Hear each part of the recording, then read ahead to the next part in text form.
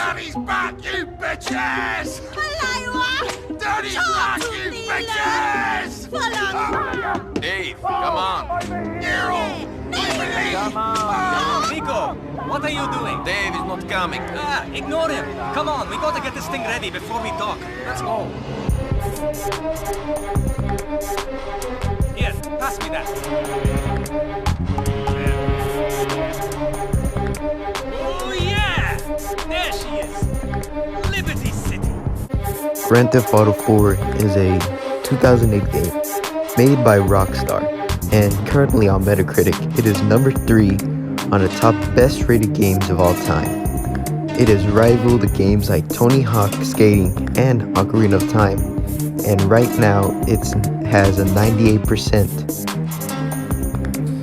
In 2008, it was one of Rockstar's best-selling games of all time, right next to its predecessors Grand Theft Auto San Andreas, Vice City, and even its first Grand Theft Auto 3. Many people like to bring up the fact that Grand Theft Auto 4 is a downgraded version of San Andreas, but although that may be possibly true due to the lack of customization on cars and clothing, this game has brought a lot to the table, including its storyline, its new cover system, and the ability to shoot right in front of your car.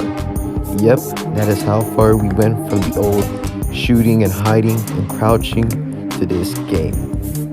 But what very few like to bring up the fact is that its main character, Niko Bellic, is possibly one of the best characters from the whole franchise, from GTA 1 to now GTA 5 or online. Before I start this video, I need to clarify this. I am not hating on old games that have the characters like CJ or Tommy Vercetti, or even the new ones like Michael DeSanto or Trevor Phillips. I believe those are well-written characters made by Rockstar. And even in GTA 6, there's going to be more well-written characters. But I believe that Niko Bellic has something that all those characters don't have. During the game, it is told that Niko Bellic fought during the war. And during that time, he was around the age of 13 to 23 years old. Niko Bellic went through a lot during that time in the war, including some severe depression, a lot of anger, etc., etc. But 10 years before the events of GTA 4, we are told that someone tells the enemy team or base, whoever they were going up against, where they were, and 13 out of 15 people died that day. But three escaped, including Niko Bellic. He spent his life 10 years searching for the man who did it and why he did it. After the war and during his search, Niko is unable to find a job due to his lack of normal, basic working things. So he chooses to do what he was meant to do, a life in crime. He smuggles people into Italy, but one day, while he was working for a man named Ray Bulgarin, Niko's ship sunk, and also the money as well. This angered Bulgarin, and so Niko had to leave, and during that time, he got on the platypus, and while his cousin, Roman Bellic, sent him emails about his crazy time during Liberty City, Niko decides to go to Liberty City to hide away from Bulgarin, and possibly he found out that one of them, by the name of Florian Kravich, is living in Liberty City. Now that we got Niko Bellic's backstory out of the way, we could talk about his current events that happened during the game, GTA 4. Basically, we the player are given choices on how Niko handles specific kills that he's ordered to do. He can either A, choose to spare them, or B, choose to kill them as told. Sparing them does nothing, and the person that tells you to kill him doesn't even find out, which is kind of ironic actually. But this special option really indicates Niko's character development during the whole entire game, as what we learn from the story is that Niko doesn't like to kill, even though during the hub game we can kill as many people as we want. But still, it's a thought that counts, right guys? Anyways, this option isn't really adapted into the future games. Like in GTA 5, we aren't really given options besides in like Strangers and Freaks or the little side missions that pop up during the hub. And I guess you could say the same thing about the ending, but like you can automatically just do the death wish and get everyone to survive, which isn't really much an option. Niko Bellic's character trait is that he is able to show sympathy to people he has to kill, and at times, people he does kill on accident. Many times during the story, he feels bad for what he does, including during his wartime, to where he had to kill 50 children due to his orders. Although Niko Bellic is associated with a lot of gangs, he is not really the gang type of person who would want to be a mob boss. He just prefers to settle down with his cousin and live a happy life. Like in Roman's story that he tells us that he thinks about before his fucking house burns down. He states that one day in his dream he will be able to marry his girlfriend Mallory, and with the help of Niko, they'll start up a new diner and be able to settle down once for all and get rid of all the people that have done bad things to them. Niko Bellic's moral compass is what makes him different from any other character from the franchise. From GTA 3, Claude, he is a silent protagonist that shows no emotion or any remorse to people he kills. Tommy Vercetti, although shows some emotions, does things for the money and that's it from his mob boss or anyone that gives him an order. CJ, although is motivated by his family, mostly also does things for the money, but at least does it for his family. And then finally, the GTA 5 characters. Trevor Phillips is crazy, but at least cares about loyalty. Franklin Clinton is a guy, well, although he isn't my favorite character from the franchise, he at least shows remorse and feelings towards the people he does, but if he's given any option, he'll have to do it. And then finally, Michael, although he can be a kind person to talk to and even a guy if you need help with money, can be a backstabber.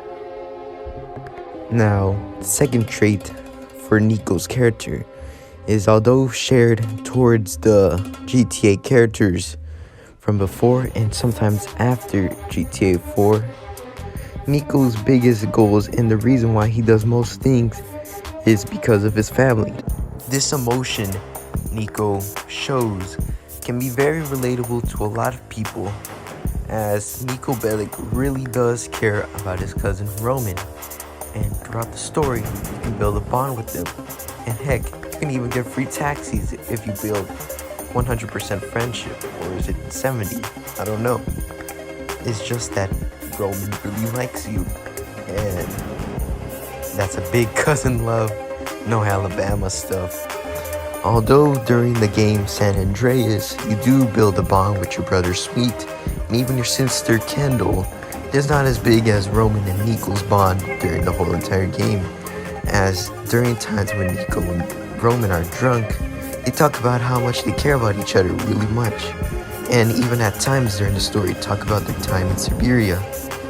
And even one time, during a date with Kate, we get to learn what happened to Roman's mother. And although it might not seem good to hide away what really happened to your own mother, think about it. Would you want to know that your mother got raped to death? Yeah, I would want to beat her. So now that we got away with stuff that involves the story, let's talk about some gameplay with Niko and how it proves how he can be the best character, even destroying the future games like GTA 5. As stated in the beginning of the video, one of the biggest things that changed for Grand Theft Auto 4 is the new cover system that was added in the game. This was dramatically one of the best and biggest things to happen to GTA, as back then, as I'm playing right now, you couldn't really take cover at all in like games like GTA 3 and Vice City. All you could really do was hide behind cars and buildings, and heck, you couldn't even shoot them. If you were hiding behind the car, if you were shooting, you'd practically be shooting the car and it'd blow up. And if you were hiding behind a wall, you wouldn't be really shooting at much, and you have to move a centimeter and you get shot automatically.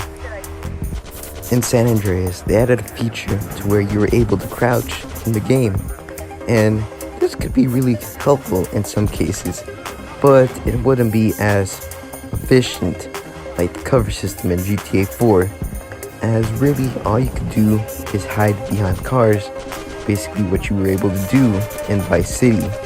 But at least whenever you're like shooting at people, you can move around and then reload and do a badass roll while doing it. But all it really was for show and tell.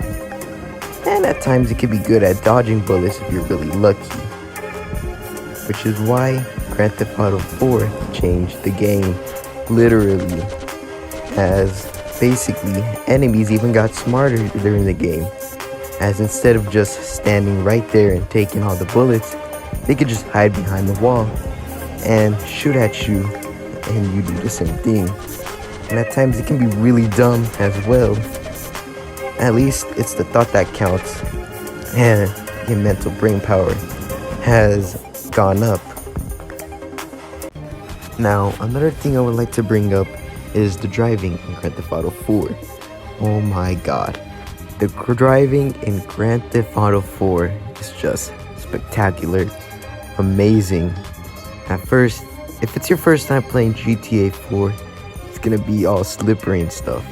But once you get used to like braking and all that stuff, using the handbrake, it'll feel really realistic. And I'm not saying I've driven a car before, only like a couple of times.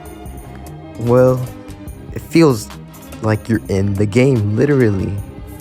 And although I really like driving on motorcycles in San Andreas, it didn't feel realistic, and you could just hit anything if you had like max motorcycle stats or something like that. And then in Vice City, it was alright as well, the driving, but it felt kind of wonky with turning. And with freaking GTA 3, although I'm not a big fan of Grand Theft Auto 3, driving was alright for its time. And finally, GTA 5, I'd say that Franklin's ability is overpowered, as you can literally gain a lot of speed with it, which is why I really love the driving in GTA 4. The final thing I want to talk about is Grand Theft Auto 4's fantastic endings. Oh my god, like you really need to experience these kind of endings. Grand Theft Auto 4's ending is like one of my favorite endings of any franchise. Now, if I were you, I'd play the games and go through them. Trust me, the build-up is all worth it. Now that the people that haven't played it are out the way, let me explain. Basically, at the end, you find the man in the background, Darko. You are given the option to spare or kill him. You finally get to understand why he did it and how much he was paid. You find out that one of Niko's friends actually betrayed Darko himself, and that Darko was just doing it out of vengeance himself, and he got paid $1,000 to kill 12 people. This really upsets Niko, and you're given the choice to spare him or not. Either choice leaves Niko empty, and he feels like he did all that searching for 10 years for nothing. But the side characters are happy with Niko's decision, even if it is to kill him.